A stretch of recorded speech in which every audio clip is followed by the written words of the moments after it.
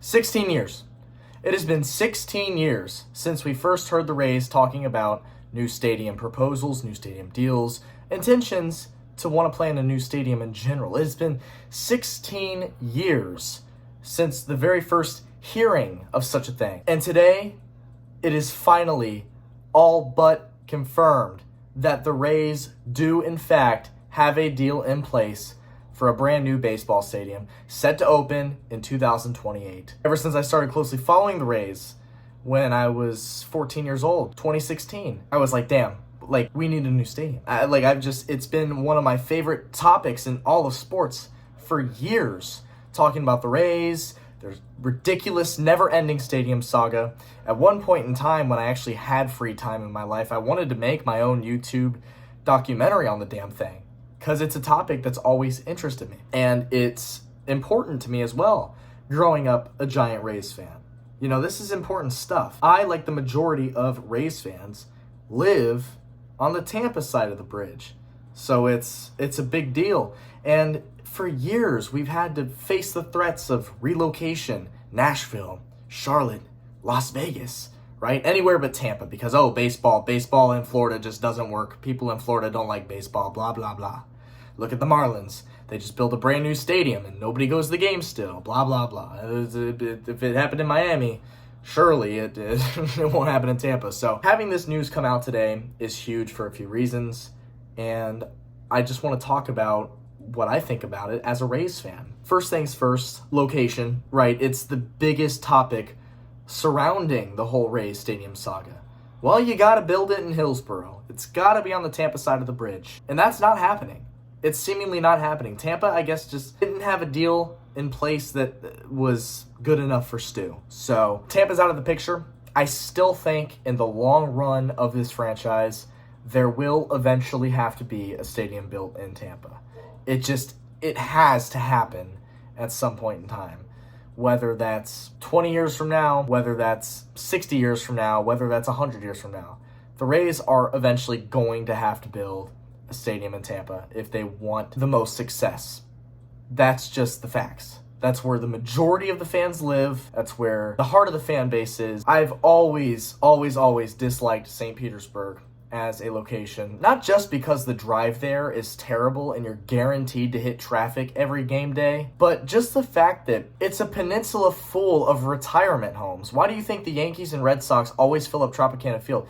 It's not because there's more Yankee fans in Tampa than there are Rays fans. No, it's because all the Yankee fans, all the Red Sox fans, all the Philly fans, they live in St. Petersburg. This is where people come to retire. The beach, Nellis County, a lot of people who live there, out-of-towners. It's never been a great spot for the Rays. Building the Trop in St. Petersburg was just to lure a team in. It was actually, history fact, it was to try and get the White Sox as a relocation team. And then after that deal fell through, they tried to get the Giants. The Giants ownership in the city of St. Petersburg had agreed on terms to move the San Francisco Giants to St. Petersburg several decades ago. And then, last second, you had San Francisco County officials striking the deal down, became a legal thing, and then it didn't happen. And then finally, about 7-8 years later, the Rays were finally able to become an expansion franchise. So that's just a little history fact. But I mean, Tropicana Field was never supposed to be the permanent home for the Rays. It was always just to get a team here. I don't think a single person, Rays ownership, Rays original ownership, St. Petersburg officials, Florida government, I don't think anybody had the intention of having Tropicana Field be the Rays ballpark for more than 15-20 years. We are now in year 25, and it's just safe to say that this is long overdue. So here are my thoughts about it. I dislike that they're staying in St. Petersburg. I just gave you every reason why. However, I will happily take this over relocation. Nashville, Charlotte, hell, even Orlando. What I'm saying is them staying in St. Petersburg at least guarantees that the Rays are here to stay for the long haul. And that is all that we've wanted to hear for 16 years now. All we've wanted to hear as fans for 16 years is that we're not going to lose our beloved Rays. And we get the news today. So let's jump into the renderings. These renderings actually came out last year. This is mostly provided by two architectural firms. You have the Gensler firm and the Heinz firm. So we're just going to take a look at some renderings that came out last year. These are the renderings that you're seeing in every news article today about the stadium deal. We don't know what the details of the stadium deal are, but the consensus is that St. Petersburg is paying half of it. We're going to go ahead and jump into these now. Okay, so here's your first one. This is the head cover on every sports article in the news today about the Rays stadium deal. Like I said, this came out a year ago, and the idea is not so much just build a stadium in general. It's about the development around the stadium as well. What the Rays want to do is they want to understandably copy the success that the Braves and the Texas Rangers have had with their brand new stadiums, where they just build a mini city around it, revolving the city around the baseball team. It works tremendously for the Atlanta Braves. They basically just took an undeveloped suburb of Atlanta and turned it into a Braves town. Hotels, apartments, shopping centers, all Braves themed. And it works. And it's a really fascinating and cool concept. And I'm here to tell you, when I went to Atlanta, I was just starstruck by how insanely cool the setup was. It's literally a Braves mini city, all Braves. And so that's what the Rays want to do. It's what the Rangers did in 2020. Although it's not as developed as Atlanta's, they still kind of took that concept and ran with it, and now the Rays want to do exactly that. Where would the location be? As far as I'm concerned, this is going to be built in the same spot as Tropicana Field is currently sitting on. So basically, you have that entire gigantic parking lot of Tropicana Field, and they just want to turn this into a bunch of development apartments. I mean, this rendering shows that there's a giant music hall. There's a Museum of Florida. I mean, it's just, they want to build all this cool shit that makes it its own little city within a city. And I am all for it. You lose some cool things. Like, I'll admit, I love the giant parking lot of Tropicana Field because it allows for easy in and out access of the stadium once you get there, if you know the hacks, how to get out of the stadium without having to wait behind a big line of cars. If you know the tricks, then it's easy to get in and out. And the giant parking lot makes everything easier. The tailgating, it's a perfect tailgate setup. And I've always just enjoyed having that gigantic parking lot. So you will lose the parking lot. It'll be a lot harder to find parking. I'm sure parking's going to be more expensive. But, these are little things that you replace with something a lot cooler.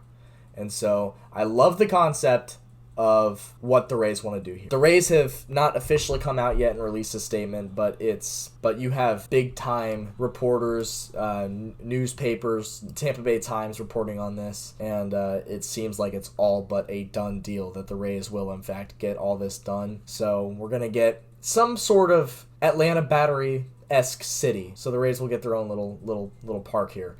And so I'm looking forward to it. Like I said, 2028 is when the team wants to have opening day here. So we'll just have to wait and see. That's in less than 4 years. So they're gonna have to build a lot in the next 3.5 years. But I believe they can get it done. We'll take a look at the next rendering here now. This is another angle. It's just, you have boardwalks. It kind of looks like these are, you just have these look at this. Like, you got a little river with a bridge that goes over it. You got these park-like stairs, people just casually walking through like it's a city, like it's Central Park in New York or something. You got these boardwalks. It looks like maybe a shopping center on the left side. And then just casually in the center of it all is the baseball stadium, and it's awesome. It's a great concept. Moving on, this is another rendering. This is what they imagine the city would look like. Just everybody donning the Rays jerseys, the Rays, everything. You got Raymond in the middle there. Just it's just a city. It's so cool. And then you have this rendering as well, just another angle. You can see the ballpark kind of in the center. Off in the distance, you can see there's some apartments, some condos on the left side, some tables. I mean, it's just quite literally the Rays version of Central Park, the Rays version of the Atlanta Battery. If you're going to do what Atlanta and Texas did, St. Petersburg is probably one of the best spots you can do this, because this is downtown St. Petersburg. And then lastly, we have this overhead view of what the entire block would look like. Obviously, this is pretty much the extent of the city. It's just you have the Rays Stadium in the center and all these city buildings in the middle, apartments, condos. I'm sure there will be some restaurants, some shopping centers in there. A lot of it's just park right behind this picture, you know, they didn't add it in the renderings, is downtown St. Petersburg. So this is essentially just adding on to downtown St. Petersburg. And you could see, I wish my mouse cursor was appearing on the video so I could show you, but actually I know exactly what I can do. So I can drag this arrow. You could see the interstate right here. Actually, that's south to Naples right there. This is down to downtown St. Pete right here. So downtown St. Pete is right over here behind the left side of the screen. So where the Trop currently sits is where the front of all these buildings are. This area that I'm circling is where the Trop currently sits, and then this is all parking lot right here, right? So that's all they're doing is tearing down the Trop and developing on the same site. That's what they want to do, and I love the idea of it. Like I said, I wish they would have done it in Tampa. I would have much preferred them to do it in Tampa, but I'm just happy that it guarantees that the Rays are here to stay in the region in general. It's just a relief. It's a relief. 16 years. 16 years ago. 16 years ago I was 5 years old. That's how long this has been. I'm 21 now, so this is how long that this has been going on, and I've been closely following it since I was 14 years old, and so it's such a relief. After all these years of false hope, right? 2018, you had the Ebor renderings come out, giant press conference, the Rays saying, yeah, this is going to happen, and you know all this stuff, and then it doesn't because they can't figure out the funding of it. But it seems like all that is behind us now, and this is going to happen. So let me know what you think about it. I'm, like I said, just so relieved. And that's pretty much it. Well, it's the next day, and some of the questions I had yesterday have been answered in an official statement released from the Rays today. There's a whole article about it. It goes through all the details, and we're just going to review this real quick. What you see here is a new rendering. Well, I don't know if it's new or not, but the Rays did confirm that it's the Hines architectural group, not the Gensler. So all the renderings that you saw previously on this video is accurate. It's what the Rays are using as official renderings. This is their vision. This is what they want to do, and it looks awesome. So this is the inside of the stadium view, which we did not previously get, not to my knowledge. It's crazy. One of the big things that you notice are the 300s level, the top level, very small compared to most ballparks, and that's because the Rays want to make this ballpark 30,000 seat capacity, which would be the smallest in the league. I know right now it says Tropicana Field is 25,000 or whatever. It's not. They're just not accounting for the nosebleeds that they don't sell tickets for this year. So truly the Rays can fit 40,000 easily in Tropicana Field, and they probably will in the playoffs. But for regular season, it's 25,000 capacity. In this stadium, it's just straight up going to be 30,000 seats. I'm sure there's room to expand come playoff time, but you can tell that it's 30,000 because these concourses look fairly small. You see like I said, the 300s level, the nosebleed seats, the section just they're not very big, and that's something that is, I guess, going to be exclusive for the Rays. So this is the game day experience section of the statement that was released today. The ballpark will be fully integrated with the surrounding development and adjacent neighborhoods. Game day experiences will split out of the park when the team plays at home and remain active and welcoming to the community on game days. 2nd Avenue South will be lined with exciting stores, restaurants, unique gathering spaces, creating a festive block party experience when the Rays play at home. Almost 40% of the Rays game attendees come from outside of the Tampa Bay area, with, I don't know where they got those stats at, almost 40% of Rays game attendees come from outside of the Tampa Bay area, with more than half of those fans traveling from out of state. So what they're saying is more than 20% of attendees for Rays games come from out of state. I don't know where they get that. According to them, it's true. These attendees drive tourism, room nights, and economic activity as the district expands into a true destination. The team's tourism impact is sure to grow exponentially. I'm sure that the tourism will expand. A lot of people are going to want to see this new developed area. A lot of people are going to want to see the new ballpark, experience a game day at this site, and so I don't doubt that it will drive in a lot more tourism for the area. But as far as almost 40% of Rays game attendees come from outside of the Tampa Bay area, I just don't buy into that at all. Ballpark features. The fully enclosed and air-conditioned ballpark, thank God, will ensure comfort and protection from the elements while maintaining the ability to seamlessly integrate with the surrounding environment. environment. See, this is the thing, is a lot of people I've seen are bitching about it being a fixed dome. A lot of people want a retractable roof. A lot of people think that, oh, well, baseball is meant to be played outside. Okay, well, have you ever been to Tampa? I guarantee you the Rays would be the number one weather-delayed team in the league by far if we were to have an open stadium, open weather. People would not want to go to the games. You know, baseball season is played during the duration of the summertime, and it's just way too damn hot for that. Anybody who lives here is thankful that Tropicana Field, as it sits, is a fixed dome, and I'm sure most Rays fans are ecstatic that the new park will also be indoors and air conditioned. It's just the way it has to be. It's exactly why the Texas Rangers, despite having a park that was only 20 years old, built a brand new one with a retractable roof, because they know that it's just too damn hot in the summer to play games there. It's too brutal. It's just not fun for the fans. And so having an indoor stadium ensures that you have fans that attend more games each season that they would not have if the stadium was not indoors. Transparent mobile walls will line exterior-facing businesses to bring the outside in. The unique roof design also captures the essence of a pavilion, a keystone of Florida-style architecture known for its flexibility. I mean, the roof is certainly interesting. My initial reaction to it is, I guess it reminds me a lot of the new Seattle Kraken Arena. They kind of have that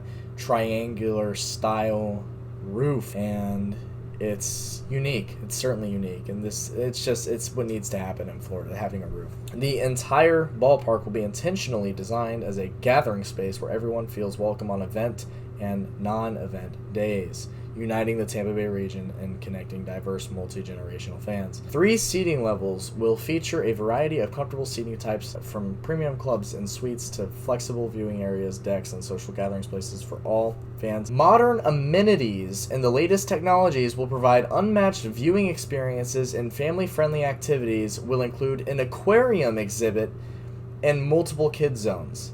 So that is the staple of Tropicana Field, is the small little Ray tank they have out in center field. The final part that we'll go over here is by the numbers. It tells you exactly what they plan on building in the entire space of the development area. So you have 8 million square feet of development is what they want.